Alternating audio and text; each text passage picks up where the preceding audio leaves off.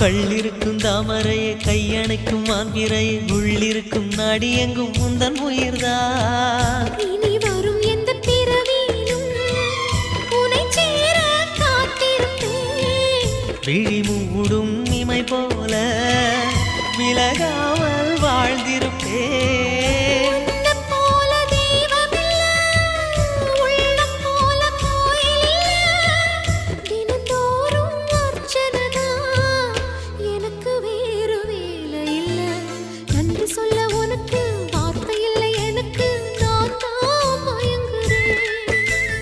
என்னுடைய மனச தந்து விட்ட பிறகும் ஏம்மா கலங்குற?